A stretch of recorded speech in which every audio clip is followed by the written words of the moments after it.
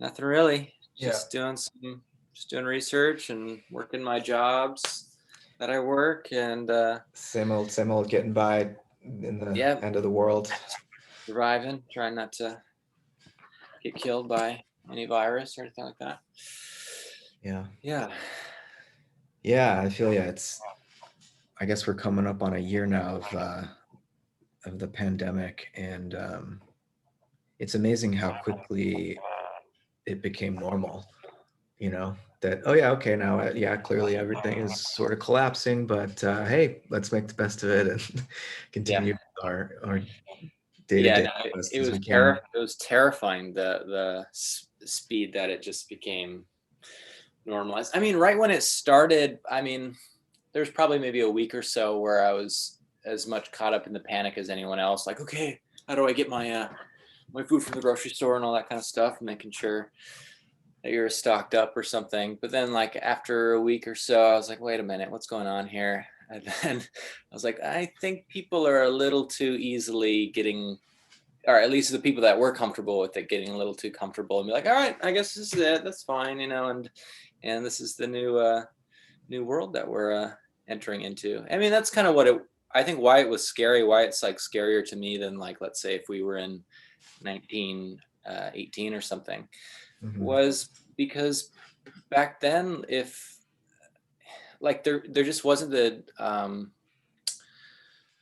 technological infrastructure to make it possible to like, we are already going so quickly into this virtualized world that it's now so easy to get totally lost in it and hooked into it, and not be able to get back somehow. Where in 1918 that wasn't really an issue or something like that. But I don't know. Yeah, I think a lot of people, like in the professional managerial class, realized that they could work from home, and they thought initially that would be better. But then, I mean, with if they have kids, like their kids are home because they couldn't go to Right. school, and so that didn't make it particularly easy to work from home. But corporations also learned that it's way cheaper to just have your employees work at home. Yeah. Uh, you don't have to pay any overhead to like Right. have an office, and so. But once kids can get back into school, yeah, I think it's going to become more cost effective for corporations to just have their workforce working at home. But and that might seem kind of dystopian, but on the other hand, I mean, I kind of prefer it. I Yeah. don't I do miss being able to go in to like be with the people that I, you know, teach with, and Right. have in-person gatherings and retreats and all that. But it's it's a win for the corporations, and it might be a win for the PMCs, but it's a big loss for working class people who now are delivering all of our food and groceries and packages from Amazon, and Yeah. so it's like just further. This pandemic has further entrenched a three-way class war with PMCs sort of mediating between increasingly um, PMC, what's that? professional managerial Oh, class people. Uh, yeah. you've got the billionaires at the top, and then the PMCs mediating between them and the working class and the poor. Yeah. Uh, and somehow that tripartite hierarchy is they're going to attempt to keep it from boiling over in an even more precarious balance. Um, I don't think it's like Marx never would have imagined it could go on for so long, right? Yeah. Uh, but here we are. Yeah. Yeah. Definitely. There's um yeah, I don't know. I don't know if do you want to talk about what we want to talk about first? I know you're already recording, but Oh um yeah. Well, I liked every idea that you sent me. yeah, yeah, I don't, good. We I could know. just run through all of them and Yeah, we and could sort of see how put far it we all on the get. table. Yeah, I wasn't not sure if we could get through all of it. I think um Well, of course not, but of course not. But I mean, let's see. Um Yeah, so let's try to figure out a little bit maybe what we could talk about, and then I'm sure you can just cut when it's appropriate point to start it for whatever. I think with COVID's at some point, maybe just personally or something, it'd be good, interesting to talk COVID stuff with you. I think I would be really interested to see some of your opinions on that, especially like the interface of like philosophy and medicine, Right. and looking into and the sort of problems of science that we've run into. Like I think that's something across the board, no matter what people's perspective on what's going on or what's the deal with COVID or whatever. Yeah. Is there's almost everyone can agree that there's some sort of failure of science in some sort of way, right? Mhm. Or definitely some whatever side of political spectrum, some sort of failure of the political relationship to science. But Yeah, exactly. Yeah, that'd be great to talk about. Super important. right. But kind of it's treacherous territory a little bit. But good to talk about, right? Yeah. And I've just been interested in like kind of a combination of thinking about fundamental principles of health and medicine and that kind of stuff, and also this sort of I've just been doing a lot of research about like the relationships between the medical institutional apparatus of the country and power structures and things like that. And so that may be interesting, but a little kind of fragile material for various reasons. But for today, I don't know. Well, I I almost did think want what to you. ask. Oh, go ahead. Go One ahead. thing I did want to ask you before we kind of really get going is with Jordan Hall and his interview with Brandon Hayes. Do you know Brandon Hayes? I don't know. That was seeing that interview was, I mean, when I watched the first 5 minutes of it and I was like, oh, I should look up who this guy is. He seems notorious. So I did a little bit of research and was like, oh, okay. And then I kept listening and got a pretty good feel for where he's coming from and was unsure why that conversation I can find was what? Why Jordan wanted to do that. I don't know. Yeah. I didn't do a really deep dive at all, but I couldn't find anything on the surface with this guy. So is he just like because he's been banned from everything. Right. Yeah. He's not on Facebook anymore, and I guess maybe not on Twitter. And but he's a fascist apologist. I mean, in the video, he says like fascism is the fastest. Yeah. It's the fastest way to solve our problems. I don't know who's included in his hour, but I think, and Jordan too, as at least, I'm half Ashkenazi, just like Jordan is. And so I would be the problem, I guess. Right. Yeah, I don't know. Along I think with a lot of other people. Yeah, but it's very interesting. I remember I saw one of your comments on, I forget his name, but this guy that was on the Stoa, that was kind of like a fascist Russian guy. Alexander Dugin. Yeah. It's interesting these like things like the internet, not international, intellectual dark web, and this. I don't know how you describe it. If I don't think it's proper to just call it that, but this, like the Stoa and Vervaeke's group in a way, and just this, it's dispersed. So you can't really. It's hard to call one thing, but it is interesting. This,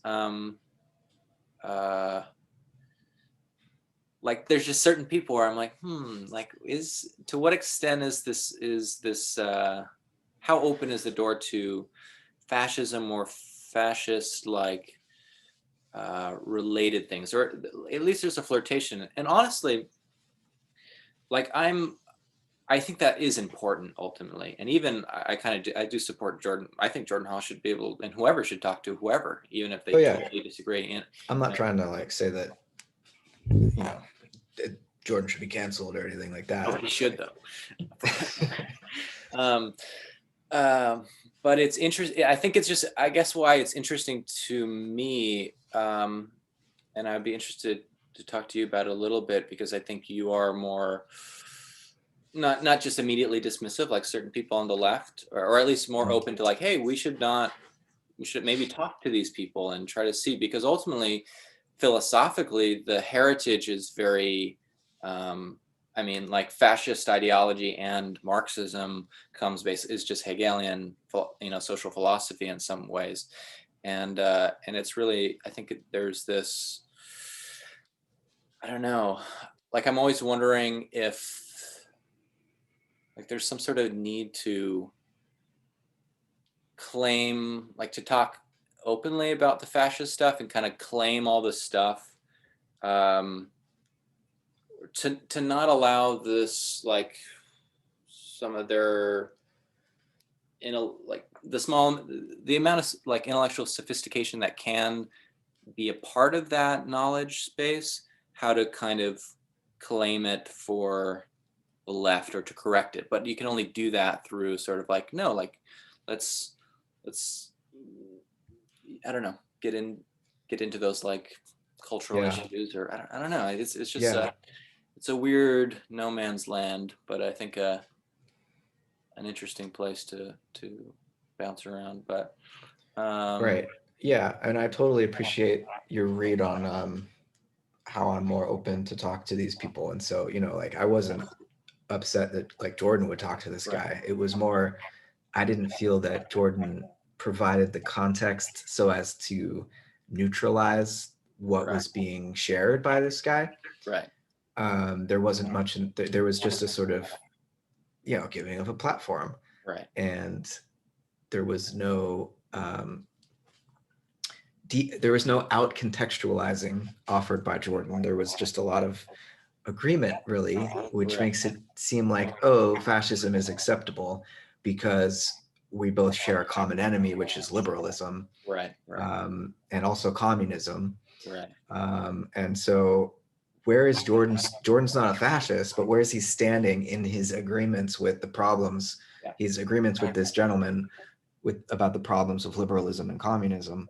right, Because, and that's what Dugin, I think, why he's such a dangerous thinker, yeah, um, because he's trying to position himself beyond both liberalism and socialism or communism, but also to say that he's not a fascist. But what he's selling to me, and I've heard, especially when he's speaking Russian in his native language, I've heard that when he's speaking English to Westerners, his philosophy is a little different than when he's yeah, speaking Russian to other Russians. But even when he's speaking English, his fourth position that's beyond the three positions of modernity sounds to me a lot like the third position of fascism. I really don't know how to distinguish it. But because he's claiming pluralism as his sort of home base and saying that liberalism is a kind of universalism, as socialism is a kind of universalism. yeah, Um, and he wants to claim the sort of pluralism that I also affirm in a way. And so when I hear Dugin describing that way in which, on some level, yeah, of course, each people should be able to preserve its unique, once occurrent mode of prehending the universe, yeah, because there is diversity, right, and if we value that, right, it needs to be protected. And nationhood might be one way of doing that. I don't know that it's yeah, the best way, yeah, but so I feel compelled to if not enter into dialogue with these people necessarily, because you have to be prepared, right, and the conditions have to be right so that you're not just amplifying right, their position. yeah, But I'm trying to think about what differs, how my pluralism would differ from someone like Dugin's. right, right. Well, I think it's just like, because I have the same sentiment where I hear people like him or someone like, have you heard of Moldbug? mm-hmm. I mean, both of them, I think, like, I'm not like intellectually or conceptually impressed at all, but I can see how other people could be drawn and kind of go along with some of those ideas. But I think there's this like shoot, what was I going to say? Um, anyways, this, like, I feel like there's a need for people like us maybe that are maybe familiar with like the German intellectual tradition, but are left leaning. I mean, I have some ways I have a problem with left right stuff, but I think there's a general understanding of left leaning, Yeah. um, or universal cosmopolitan, you know, kind of thinking, um, where there's a need to kind of like create, like, not like a de-radicalization process, or like I guess maybe like a defascistization process, where it's like, all right, no, like, here are the things that are authentic desires or voices or ideas that you don't feel are represented in the sort of leftist Marxist socialist kind of sphere. And this is the way, and this is where that camp should kind of maybe talk about like, for me, the main thing is like, talk about culture more, talk about the importance and value of tradition or something, or traditional culture, but in a way that we make it very precisely uh, uh, keep this lurking monster outside the door, which is like, through that authentic idea, traditional or conservative ideas or whatever, brings in some sort of totalitarian, us versus them, ethnocentric kind of ugly kind of thinking, right? As the best form of combat, rather than ignoring that or something like that. Yeah, yeah.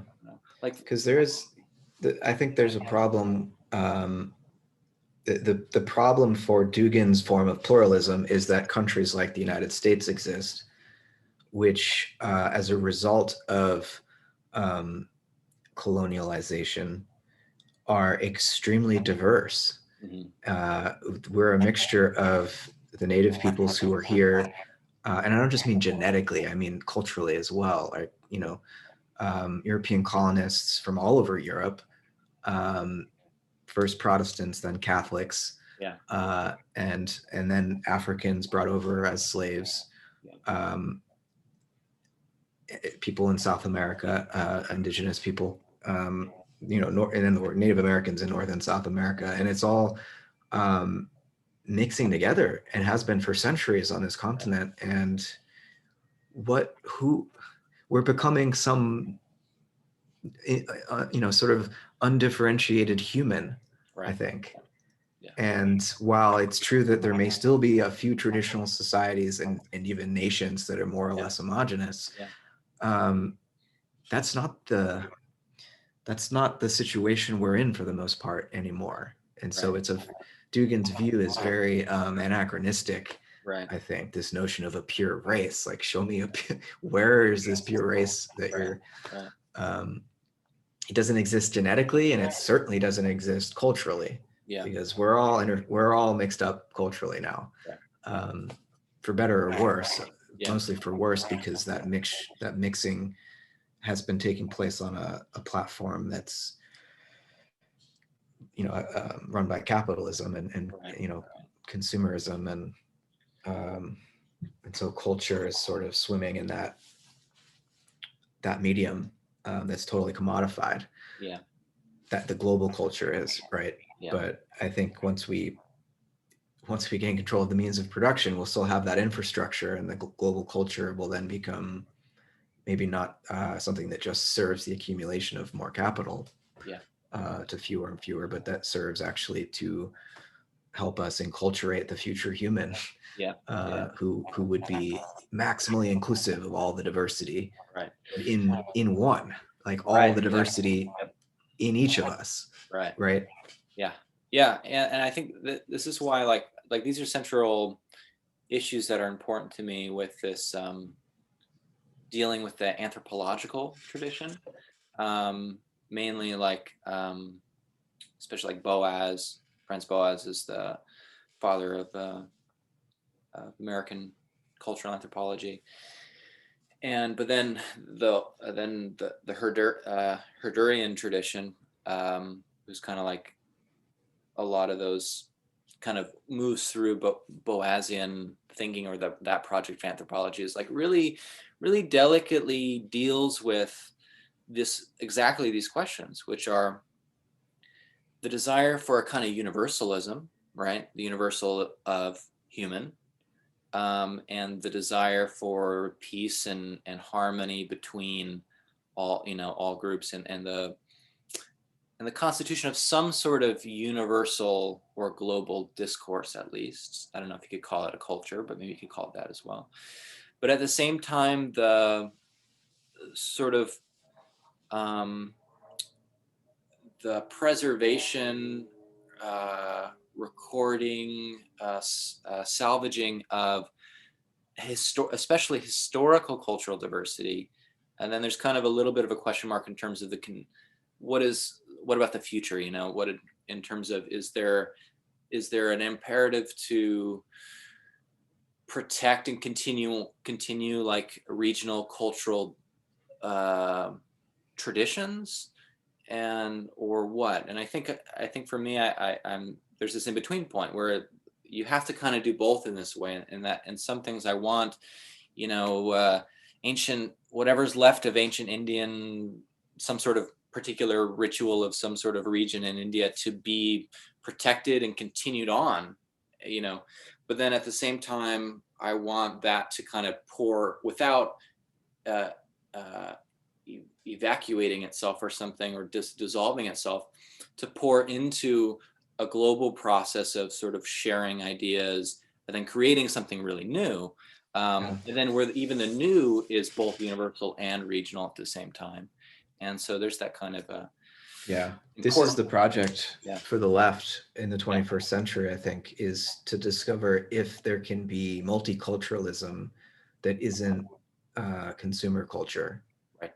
Right. right? Like, how can we authentically affirm multiple cultural possibilities in a way that's not just a form of commodification where the powerful get to appropriate the cultures of others because they genuinely value it from their Right. perspective. But Right. that's not really multicultural in the sense that it's lifting up otherwise marginalized people who are not already at the center of economic Yeah. power.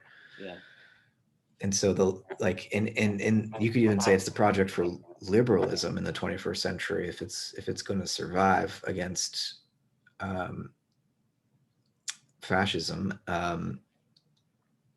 It's going to need to solve that problem, and Yeah. so liberalism would need to go beyond capitalism. Right. Right. You mean like a classical Enlightenment liberalism, basically, right? Just Yeah. how would you present that, or define that? Liberal, like, oh well, I mean, you brought Because up of course humanism. there's the kind of vacuous sort of liberalism that I think Yeah. progressives can identify or whatever, and kind of as a Neoliberalism, so yeah, called. yeah, or just sort of simplified uh, gestural kind of ideology or thinking, rather than liberalism as, I don't know where you would place the origin of that historically, like Well, just I like mean, Enlightenment, French Enlightenment, or yeah, and humanism, I think, is a word to throw into the mix that that you had brought up in right, our email. This idea that we don't need an authority divinely revealed uh, to tell us how society should be organized, but rather rational um, individuals can agree together on a contractual basis to what the rules ought to be. And so liberalism is just this idea that you know we can, first of all, we can know the laws of nature. I mean, and second of all, we can determine the laws of society. yeah, And part of the decay into the 21st century of this ideal, which founded all the democracies, the decay of that ideal has been a sense of the fact that we're more and more materialistic, and we think society is really just part of nature. Yeah. And so there are natural laws which determine society, and capitalism is the natural law, right? And so that's the decay of liberalism into libertarianism, I guess. Right. And that's the economic ideology underlying neoliberalism, which also has a cultural side, Right. which is wokeism and all this shallow performative social justice talk that's not actually addressing the prison population and various systematic forms of systematic racism that continue. Yeah. So I think that's kind of how what I throw into the mix when I think about liberalism and its origins and why it's decaying right now. Does that make sense to you, or how would you? No, totally. I think that's, I mean, I'm kind of talking from a point of haven't gone down a research line of asking that question. So I guess I'm talking off the top of my head, but yeah, I think like anything, like, yeah, I think it.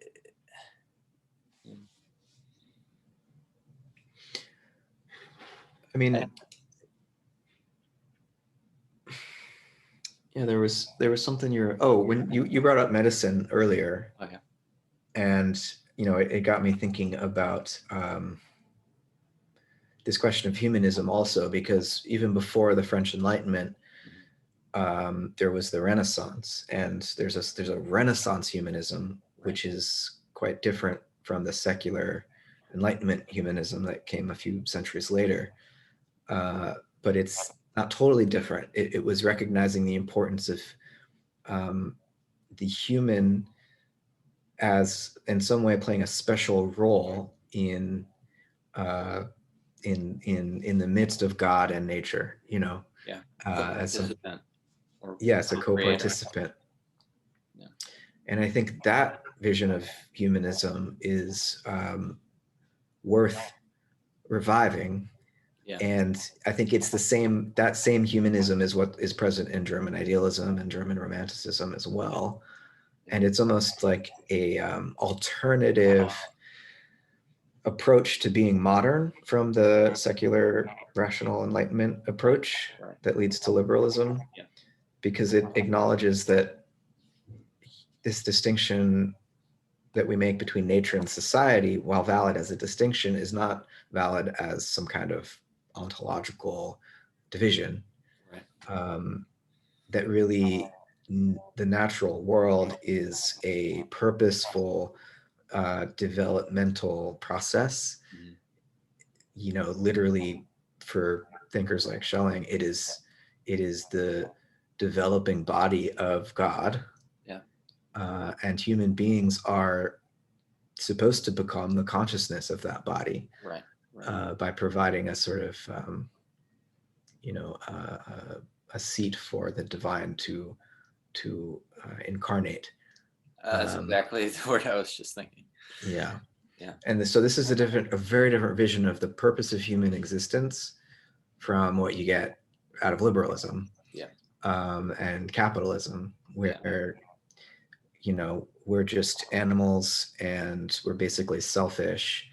But when you put us in a society with certain rules around property and rights, then you get markets going, and we will behave a little bit better and make really cool stuff. And that's the extent of what it is to be human, and maybe we're cool enough that we might make it to Mars, that's the replacement for this afterlife reward of getting to go to heaven. It's like, well, maybe our ancestors will be on Mars. And it's not actually, it's less fun. It's not really as compelling a vision, I don't think, as like as what this Renaissance humanism, like as it came through the German Romantic movement. And so we've already started in many ways, but maybe we'll Oh begin in yeah, I this think way. this has all been great. I don't know Great, why. great. No, Yeah. no, yeah, of course. But yeah, I think all of the things on the list that I sent you, maybe we can uh, sort of quickly put them all together and then just kind of get into the whole of it, which is,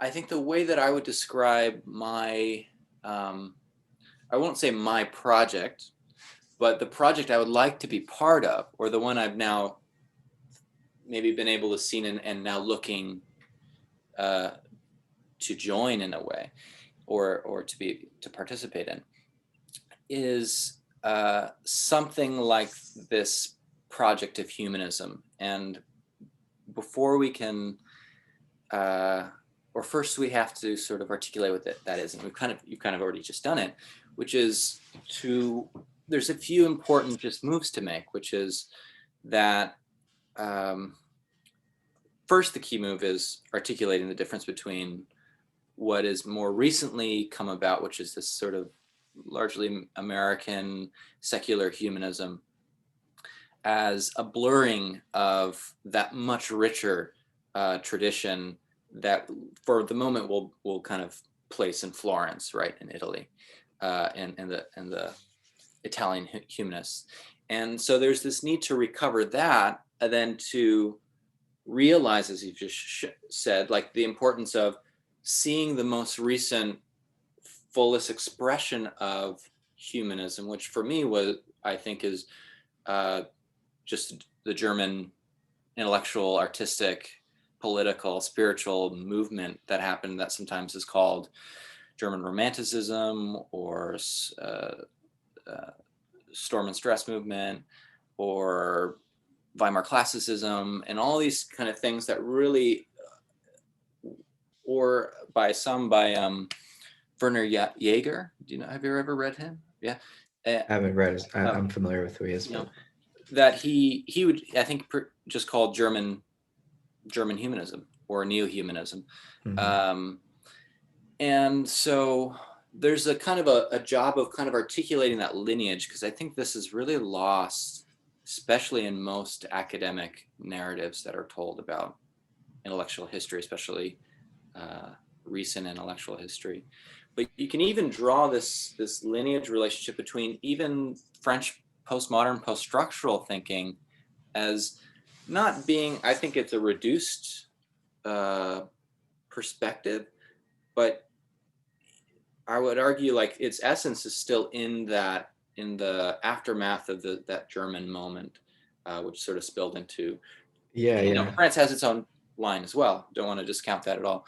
But Oh yeah, you don't get Derrida and Deleuze and Foucault without Hegel. I mean, I'm just rereading the Phenomenology now for the yeah, class I'm teaching this semester, and it's like it's been a while, and I've read my fair share of Deleuze, and despite his explicit criticisms, yeah, he's such a Hegelian. I mean, yeah, he clearly learned how to write from this guy. yeah, yeah, totally.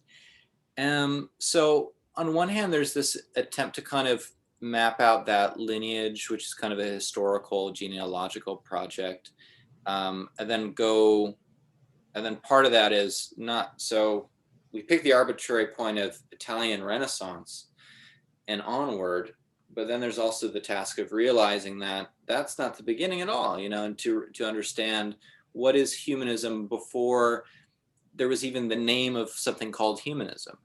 So Mhm. the Italian Renaissance is the point where the word or the way of speaking kind of starts to come about, but what they're doing and what they're reviving, you could also just call humanism, which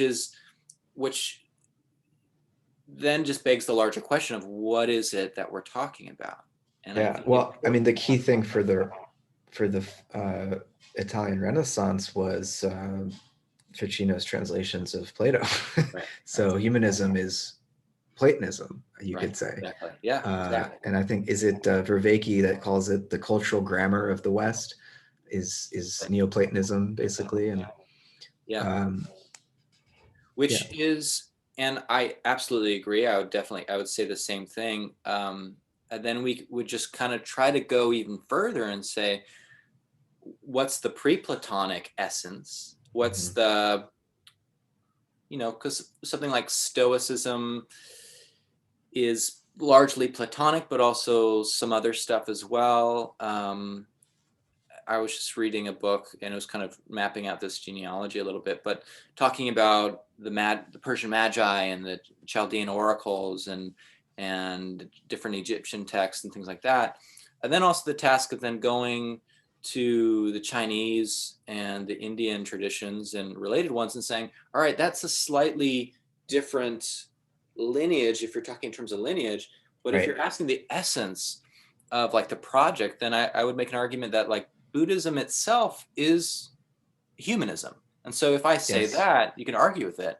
But what we're really saying is no, we should speak of it that way. And and and we're not trying to colonize Buddhism by using a Western term. And it gets tricky because then we're like, oh, what's the word that's not from either one of these traditions? That's hard, but But you know what I mean? there are ancient Greek statues of Buddha because of the Alexander's Yeah. conquest and the mixing of cultures that happened. East met West a long time ago. Right. Didn't Yeah. happen in the 60s for the first Yeah. time. Yeah. And so there is something Buddhist about ancient Greece and something Greek about Buddhism. So there's already that contact. Yep. Which it's just a matter of not centering one culture over the other, and that's hard for me because I don't speak Pali or Right. Sanskrit or Exactly. whatever, Yeah. But And even in like, maybe our children will. Maybe every child, I think it's our duty to make sure that in the future every child learns at least 3 or 4 languages. Definitely, absolutely. But then even something like Taoism, which is a little less or a little more distant from that interface of East and West. I mean, I wouldn't be interested in that. It's one of the maybe some of the oldest writings, right? Is in some ways, or not even Taoism, but Confucianism. I haven't really got into it, but it seems in some ways that some of the basic principles of their descriptions of the ethical life and different things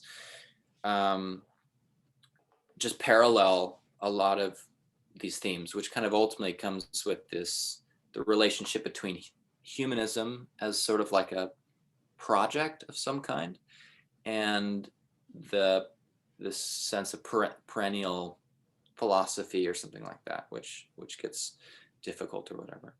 But so, anyways, that there's the historical thing that's important. But I think maybe what would be interesting for us to kind of talk about is what are we really talking about? What is it? What is humanism, and why? And to try to focus less on the word itself, but to try to point to what it's pointing to, which for me it's hard because it's so abstract. It's almost easy to miss, but it's sort of like the human project, if that makes sense. Yeah. I mean, and when we make it into an ism, it becomes this idea. We want to define it, but I think it's also a story we could tell, which I started trying to tell. I think what a part of it would be, which is what happened in the New World, quote unquote, where this mixing occurred. Yeah. Not just of people, but of plants and animals too. Yeah. Major ecological event in the last several hundred years. I didn't mention Asians, and in my story of the origins of America and all the peoples that mixed together. I just left out Asia. Whoops. They're in the mix too, but then I started thinking in terms of the past history of our species. We all came out of Africa, and so the Native Americans were also Asian, like 30,000 years before. So we're all human in the sense of a history that leads back to the savannas of Africa. But how far back can we push the human story? Because I think there's a non-materialistic way of understanding evolutionary history.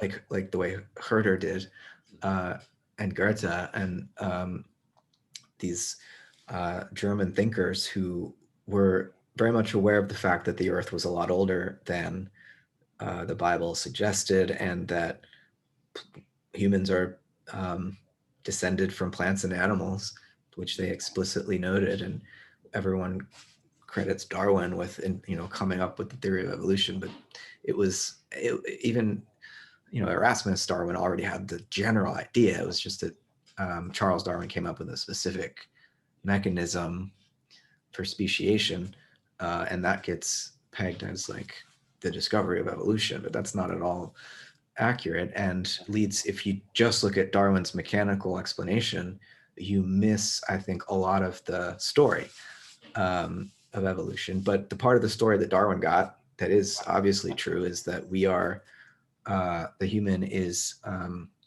evolved species of it, like all the other animals and plants and organisms, and that ultimately our story goes back to that first cell in a primeval sea, and so on. I mean, there's a whole cosmological evolution which provides the conditions for life to emerge on planet Earth 4+ billion years ago. So where does the story begin? And this is where a sort of philosophy of nature, like what came out of the German Romantic tradition, is still as relevant today, even more so with the scientific evidence that's been accumulated. But it provides a different interpretation of that evidence, I think.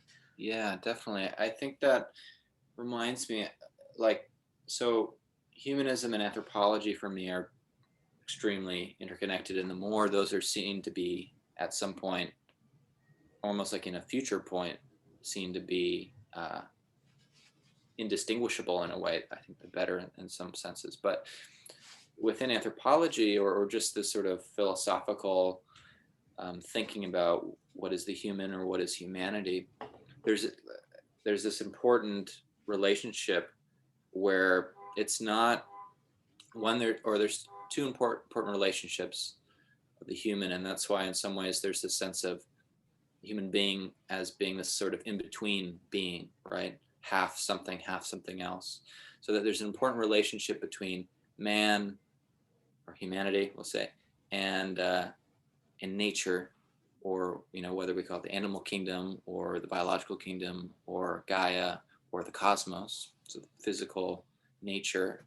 And so there's that important, you can't really have an anthropology without, or an understanding of humanity without the relationship to being part and participant of that whole of the cosmos or nature or whatever. But then there's the other, which is the divine, right?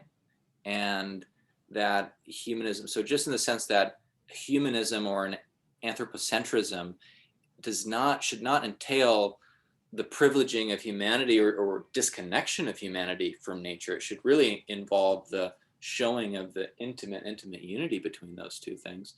Just in the same way, the anthropocentrism is not a rejection or separation from the divine, but the demonstration of the deep interconnection and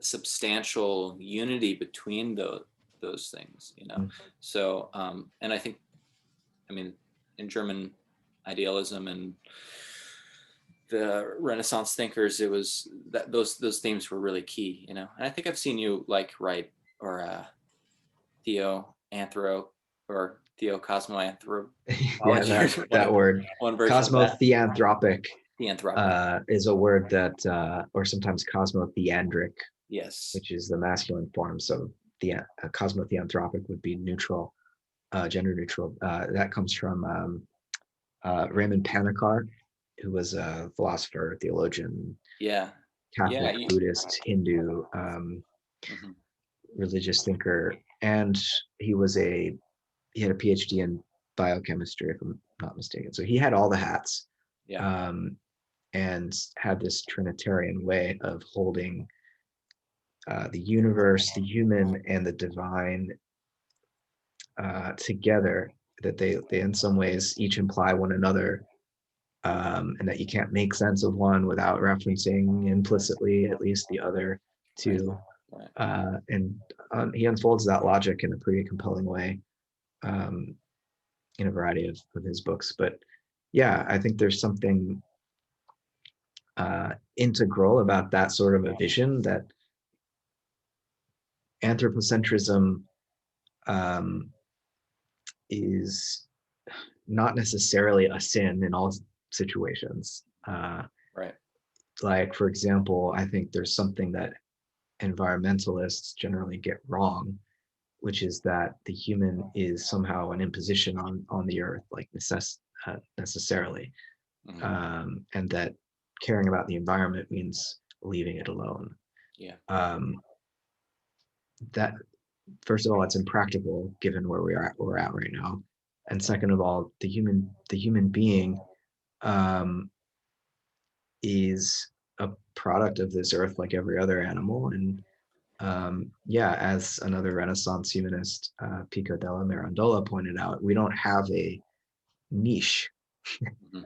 We our niche is the space of possibility, Right. Right. Right. the landscape of possibility, and with our thumbs and our big brains, we make nature into art and Right. um, construct our own environments. But but there's already something implicit in the non-human world that does the same thing. Right. Yeah. And Yeah. life is niche construction from the very Right. beginning. Exactly. Yeah. It's just that humans became conscious of that, Yeah. and so it gave us this power that is that's ushered in a new geological era, or epoch. I guess it would be an epoch unless it's truly as massive as, like, I guess, the mass extinction that ended the Cenozoic era. Then it would be, Right. or that started the Cenozoic era, I should say.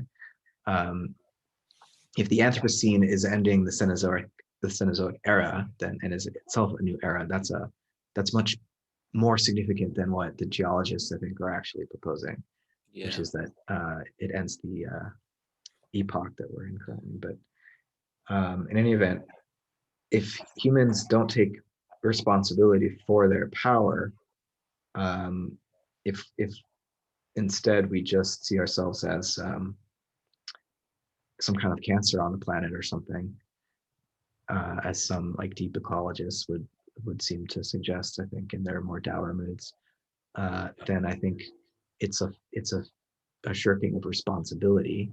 And Yeah. so there's a good form of anthropocentrism which says we need to take responsibility and recognize that we are now uh, the most powerful force on the planet, and so our decisions matter and our self-conception matters.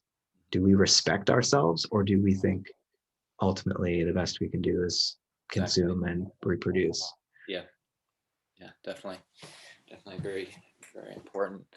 I was going to say, um, yeah, I think that's what's why, and I think for me, what's important is this idea of, and I think it can be controversial, but it's like anthropology as um, sort of like the science of sciences, or I don't know if I want to say first science in that way, but in the sense that it doesn't mean that, again, not that humanity is the center of the universe or something like that necessarily, but that in the project of science, both in our empirical enterprise and in our practical enterprise and our makings of the world, that it's important to center that whole thing within the general self-reflection of what the thing is that we are, as being, so that anthropology is a way of, we need to recognize, I don't know, it's like an in-between bridge or something, so that in order to have the best ecology or something, uh, or is to, we're able to recognize the divinity of nature by is often more easy to first recognize the divinity within one's self or within humanity, then eventually realize that that's part of one whole. And it's kind of this like highway between the worldly dimension of science or knowing and doing, and the sort of internal mystical experience of the divine as well, and to kind of bridge those things together so that you can tie contemplative experience or theology with something like ecological activism or praxis or something like that. Yeah. Yeah. But what And I'm interested, Well, yes, I just want to say in response to that, as obviously I was just affirming anthropocentrism beforehand, and anthropology as the science of sciences makes sense in the way that you're describing it. But I was feeling my uh, this inner revolt against that as a philosopher, saying, no, that's metaphysics is the science of sciences, and right, yeah, anthropology is a special science. yeah, Um, and so, but what's happening here is, and then of course, the theologians are going to want to claim their territory here. right, And so, in some ways, yes, we need to be anthropocentric, and we need to be cosmocentric, which is kind of where metaphysics would be pointing, and we also need to be theocentric. right, Uh, and just maintain the tension between these right, different centers. yeah. Well, I mean, this is, I'm glad you brought that point up, because that's exactly I, when I know the controversy of asserting something like that comes on those two sides, either some sort of deep ecologist or uh, either the metaphysician or especially the theologian, you know. Mm-hmm. And I think it's like, it's a very tricky thing, but I think the point is like, it's kind of like, I see it as like the in medias res or something, you know, where it's not the beginning or the end or something like that. It's sort of this in between that allows for the interfacing of the two, where theology should always maintain its place as being the discourse on the first principle. That's why I wouldn't necessarily call it first science or something, but on the first principles of, well, how would you say that? Being, I guess. I don't know. But because even if you go down, and I think you definitely are, understanding the relationship or the overlapping, if not identity, of theology, metaphysics, and noology, right? The science of mind as mind. Mm-hmm. Um, that um, that there's still this like, or the conditions of possibility of knowing anything at all, things like that, transcendental philosophy, is that is always describing what it's describing, right? But then there's a dichotomy between, if you describe that as like the celestial realm of mind, which I think is properly prior and the center point of all things, there's this other pole which sort of represents the physical world or creation itself. So in some ways, the point is this sort of Trinitarian stuff, where if we bring Hegel into it, it's like you got logic, natural science, and then in the center of it, which kind of brings it to the everyday experiential phenomenological world, is this sort of anthropological phenomenology or phenomenological anthropology, which is sort of, you just start the journey, which can go in many different ways, with the universal experience of just being person living and breathing. And then from that point, you can go inward into this sort of philosophy of consciousness and things like that, or engage with that. And there was this big debate, you know, between like Husserl and Heidegger, or between Herder and Kant, or between I don't know, even like, I don't know, or even debates within those same philosophers, where there's like, should the transcendental dimension be prior, or should we base things in a sort of worldly being in the world stuff, you know? Mm-hmm. But I don't know. I want to leave that open, you know, because I think I don't want to be like like a colonizing assertion of disciplines. You know, it's more like Yeah. the idea is always a process of integrate, just showing the ways in which the sciences in their proper ways relate to one another. And that larger project is what the goal is, I guess. But hmm Yeah, I think it's very much about maintaining the movement of thought in a way yeah, that like Hegel was trying to point towards right. in his work, and um, dialectic, not just dialectic as a way beyond superficial opposition, so that we can see that what at first to a sort of natural consciousness seems like um, a contradiction between theology or anthropology or cosmology as different um, discourses we might want to privilege, that in fact there's a dialectical movement whereby they each depend upon one another Yeah, in order to give rise to the truth right, that we're actually looking for, right. um, and that we're never really going to be satisfied with a truth construed in terms of just one of these disciplines Exactly. um, over and against the others, Right, you know. right. And so it's more about finding the space between them, and that's why dialogue across disciplines is so important. And even it's not that we want to avoid disciplinarity and becoming an expert in a specific field, but you need to always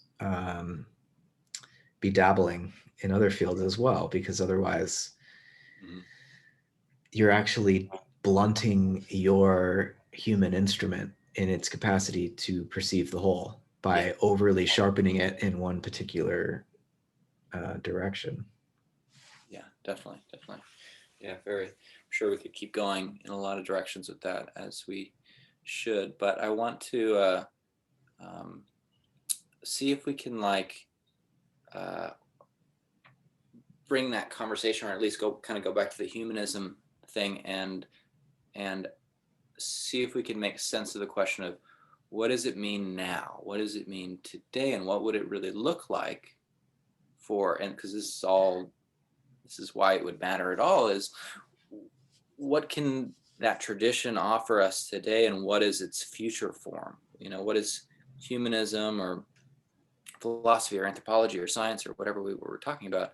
Uh, what's the future form, and how can that tie into what I think is expressed in contemporary discourses like integral theory, or what that kind of is getting at and that community is getting at, which you're importantly part of, um, is this need to describe a kind of political, spiritual, intellectual, artistic, ecological whole of something.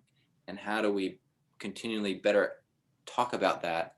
And how does that offer us something like what I was suggesting before, is this like a vision for the left, or especially a political left? I mean, even that there is now we're focusing on the political rather than say the ecological or something, but maybe that's something to grab onto, if that makes sense. Yeah, I mean, I as you're asking that question, I started thinking about Plato's Republic and the various ways that it's interpreted as like a utopian plan for an actual city, or as a meditation on what a virtuous soul would be like, Mm-hmm. um, or some sort of veiled argument about how, you know, you can't have an ideal city until you have perfected souls, but you can't have perfected souls until you have an ideal city. And so um, he, as he often does, Plato leaves us with the aporia of really not knowing where to start. Mm-hmm. You know, we get to the end of the dialogue and we don't even know where to start. You know, it's kind of how they go. And but there's also always a myth, and so I think that's what we start with, is a myth. And so we can't we can't inherit the past but as a myth, and we certainly can't imagine the future, but as a myth. And I think there's obviously something really important about planning and being as concrete and specific as we can about what are the material problems that we are going to be faced with, because of climate change and because of soil erosion and because of acidification of the, all the things that are happening are going, if we're going to still be able to survive, they're going to require technological responses of some kind. And so there's a role for engineering. On the other hand, if we allow the engineers to run the whole ship, we're going to end up with, limestone being sprayed into the upper atmosphere, and it's not going to end well. So in addition to the engineering perspective, we need this mythic cultural vision. And that is a storytelling project. And it's always going to, at least not always, hopefully, but right now it's going to be competing with a different storytelling machine, which is consumer capitalism and the industrial growth society thing that says, oh, well, the purpose of humanity on the planet is to grow the economy. That's a compelling story because it doesn't get told in those terms. It gets told to us as like, there's a new iPhone coming out later this year, aren't you excited to buy it? Or like, wow, video games now are like VR, and it's totally like, it's this story about the evolution of technology and how it's going to make all these great things possible. And it gets told as the story of the advance of medicine, despite the utter failure of modern medicine to deal with the pandemic. Maybe it's partly a political issue also. But we've got all these stories that feed into the consumerist, bigger, better, faster economic growth story.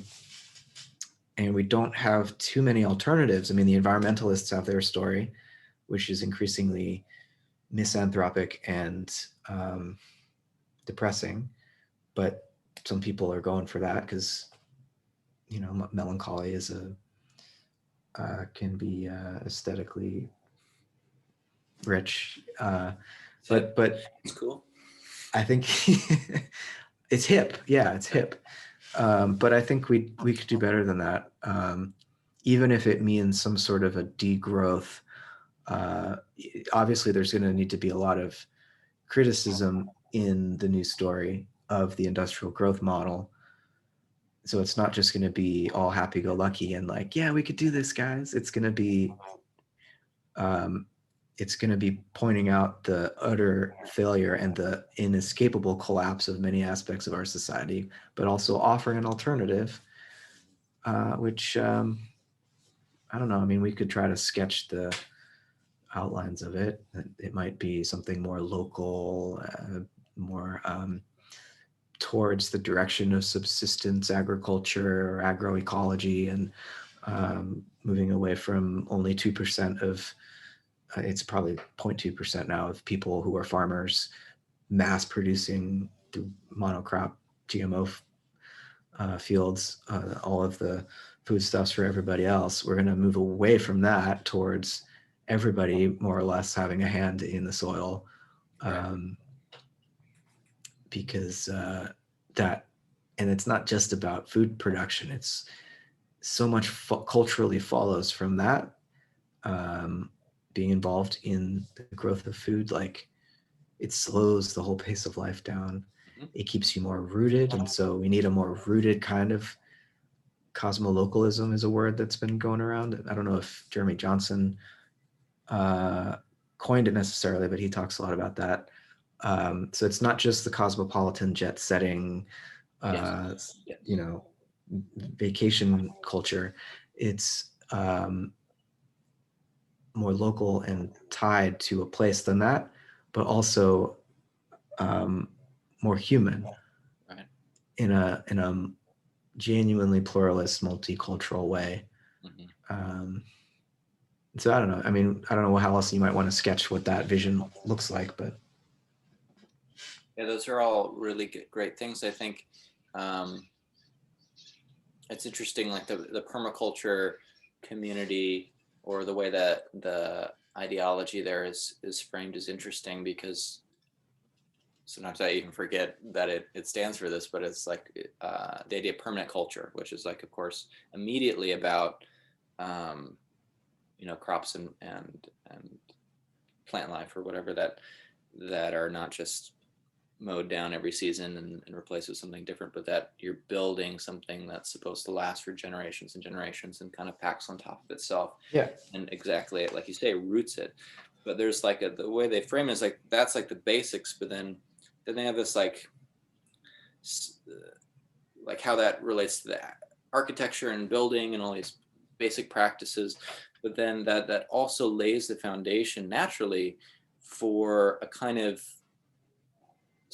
like a softer intervention culturally or socially, because that subsistence lifestyle already sort of creates a situation where the culture itself or local culture now becomes possible again because of the intertwining of those things, and so that it makes possible uh, local culture again, which is you need people to have some relative sedentariness in some sort of way to have uh, maintain cultural social relations and ways of interacting with one another, in a physical way and not just in a virtual sense or something. But um, anyways, I just thought that with what you said. Yeah, and I Community. think maybe to just a little bit more detail in terms of sketching this, the challenge is balancing the global information flow and the local material flow. Because right now we have too much global material flow, because it's profitable to manufacture things in China and sell them in America, or to catch fish off the coast of New England and have it deboned in China and then frozen and shipped back to US grocery stores. And so we need to localize material production and globalize cultural production, but in a way that maintains the diversity of cultural practices. Um, and I'm just thinking about money and the role that general purpose money plays right now, and all the hoopla about digital currency and what the shift. There's some kind of transformation happening right now, Yeah. away from the US dollar as the global reserve currency, the Yeah. petrodollar, Hmm. and what is going to take its place. Um, and I think I don't pretend to understand all the ins and outs of the cryptocurrency world, but I've heard about this idea of multiple currencies, different coins that, for example, like if you are in a particular location, a town or a city, in order to buy food in that town or city, you have to use the local coin. Hmm. Hmm. And if you can trade your whatever dollars for their dollars, Yeah. but there'll be an exchange rate, and you have to buy into that community if you're Yeah. going to be there. Yeah. And for food and material things, you have currencies which incentivize uh, local production. Yeah. Whereas for cultural things, information, knowledge, uh, you can have other coins that can be traded across national boundaries, across the world. But I think by like increasing the variety of currencies that we have in circulation, it provides some sort of like semi-permeable economic membranes around certain values, and Definitely. it allows us to fine tune the economic flow Hmm. so as to keep food and other material production as local as possible, because you have to buy into those local communities to trade those sorts of wares, Yeah. versus other things that are not as costly that we can send around the world on satellite signals or whatever. You can use a global currency for that if you want, but Yeah. so I don't know if you've thought about that, and I know there's all sorts of problems probably with what I'm proposing, but it seems like something that could be of benefit. Absolutely. Yeah. Um, Absolutely. Let's see how I'm going to get into this. Yeah, I've been trying to, the way I've been thinking about things is to quickly bring back the Plato point, and I think what becomes a perennial realization, I think, and what is missed by certain kinds of state-oriented leftists, I guess, is this, and which is often more articulated by the conservatives or whatever, is the importance of, you could only have a good society by having good individuals, right? Good, whatever. But let's say a virtuous society, or one that is utopian, by having utopian individuals, which language kind of hurts us in this way because that doesn't really make sense, right? So, well, that's what a cosmopolitan person would be, a placeless individual. I mean, right, that would be the, yeah, but. right, is how do you, in thinking about, because I do try to pose what I try to do as a kind of utopian philosophy, and that in order, it's not only just a philosophy of what would be a good place, and utopian with an E, not with a U, but what would, not just a good place, but more importantly, a good society or cultural group or cultural network or whatever, which then creates a good place, physical place or whatever, is that in order to, so it's not only a description of that, but part of making that possible is a description of what I've come to call of like a utopian praxeology, or like a science of acting or actions, to where, just like any kind of craft has, any guild has like a craft that has all these subcrafts within it and things like that, and subdisciplines that you have to train for, and only in your process of training or your ascesis, right, in that particular science, do you then have the power to bring about the beautiful object. Let's say if you're a carpenter or something. So in order to bring about the beautiful society, we all the participants need to be highly trained in this sort of general craft, general utopian craft or whatever. So, which in some ways you can then also posit almost like a game, in the sense of, if we kind of describe this generalized game that can have infinitely different varieties, but a generalized format to where you can play it and kind of put it together from whatever local place and position, then there's almost like a structure to follow, or kind of like a role-playing structure to follow or something like that. But so within that, there's something like permaculture is exactly that, or at least in terms of the portion of which that applies to.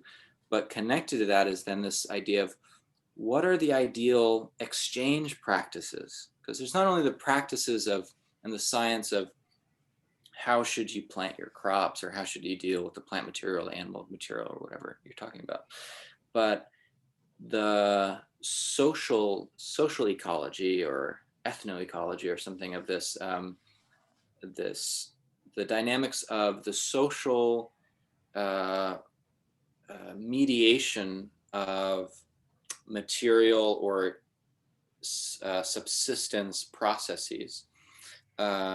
What are the proper and ethical conditions? And Hegel really outlines this really well in his I'm trying to remember where it is. I think just in his like philosophy of spirit, where he starts to talk about, it's like kind of the end of his whole system, where he's talking about like law. Maybe I think it's just his philosophy of right. Yeah, sorry. Where he's kind of talking about like, all right, well, you have property, and when someone takes someone's property away, that's bad, and so then you should be allowed to take it back and things like that. But the question is, what is that ideal way of theorizing the best pathways of exchange practices? because ultimately all this comes down to individuals needing to evaluate what they're doing, what they're putting their energy into, and whether or not that's good for them intrinsically in doing it, like their job. Do they like that? Do they not like it? But then also the consequences of them doing that. So I may, when I order food from Postmates or something, I may enjoy that in the moment or something, but understanding how I'm relying on a very specific infrastructure, which maybe I'm able to distance myself from a system of repression or something like that. So when Yeah. it comes to money, sorry, I know that's a long way to get back to money, Oh, this is good. is I've been trying to think about it in this way, which is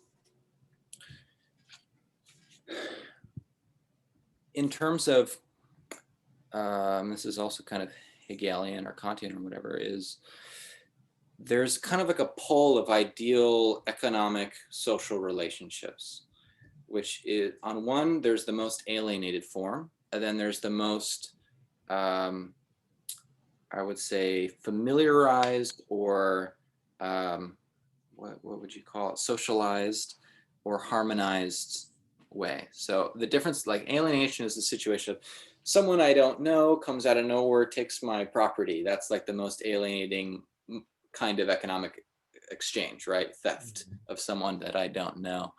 But in the most intimate, the difference or the opposite of alienation, in some way we could also maybe call intimacy or something like that, is where, like my girlfriend, where I am able to go to the grocery store and buy groceries and put it in the fridge, and I'm not thinking about, you know, how much she's eating and how much she's paying me, even though there's still a little bit of that transactional, you know, element. But that really comes from me making sure, you know, she's not paying for more stuff, and now I'm relying on her and she's buying all my food for me or something like that.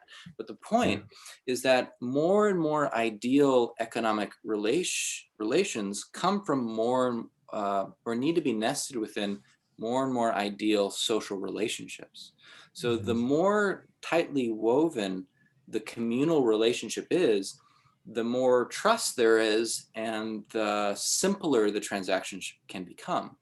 So in a way, the ideal economic transaction in the most harmonious utopian world is what? Is no money at all, right? So that's an endpoint, but it is not realistic in the beginning. But I think there should be this like process where we think about, okay, me, you know, putting my money into Wells Fargo or something is on one end, getting to a point where I don't need money at all is the other, and to live well. And the in between is something exactly like, what's interesting or important is then showing that process of transitioning practically from one point to the next point, which I think a big part of that is exactly what you're talking about, which is uh, localized money Yeah. systems, you know, so things like public banks as well. But I Right. think even better is getting it, like that's even a little too complicated in a sense where you have large storehouses of reserves or any kind that can be leveraged to power over one another, where more ideally you get to this point where, you know, we just use the money of the village, you know. Yeah, with Please go. cryptocurrency, you don't even need banks anymore. Right, I mean, yeah. so it eliminates the problem of the centralization of the resources. But with Bitcoin currently, you've got a few, they call them whales, that are, for all intents and purposes, centralizing the wealth in this supposedly decentralized blockchain. So, Right. but I think money right now, when we hear that word, we understand something, and I think we're going to have to um, uh, pause and or call it quits, at least for today, in a few minutes. I got to run, but it'd be great to do a round two of this. But right now, when we hear the word money, we think general purpose, universal currency. The USD currently has that. You know, US dollars have that, play that role in our current world, and that universality is enforced by military dominance. Yeah. You have to sell oil in USD or we are going to blow you up. That's basically what establishes money as we know it today. What I think I was trying to articulate, whether this happens with any of the currently existing cryptocurrencies or some future setup. It's a maximal decentralization and differentiation of money, so that it decentralizes and differentiates the process of evaluation into it. There can be as many different currencies as you want. And some people might say, oh, you're going to make money mediate every single one of our social interactions, but it's no longer just a medium of exchange anymore, where there's a binary swapping of I have this, you have that, we'll trade it, and it's of equal value. But rather, some new value is created. This is the phenomenology of it, that there's a new value created in every human interaction, or really intra-action, because we're inside of each other, socially. We're not autonomous individuals who sign contracts to enter into society with each other. We're social from the beginning, and we're social at the end, and we're social in between. But we evaluate things all the time, and I think currently our capacity for evaluation has been handicapped by this blunt instrument of a universal currency under capitalist social relations. And so we can, maybe, I'm sure new problems will arise, but it seems like some sort of pluralization of the currencies, differentiating between local material production and food production from the rest of the market and the economy, that this might help move us in a more sustainable direction. But yeah, any final thoughts on that, or should we No, I mean many, but go round two? Yeah, you got to do it. Yeah. Well, it's been really interesting, and I think pretty coherent and well tied together conversation. A lot of different topics, but it's all related. Hopefully. Yeah, definitely.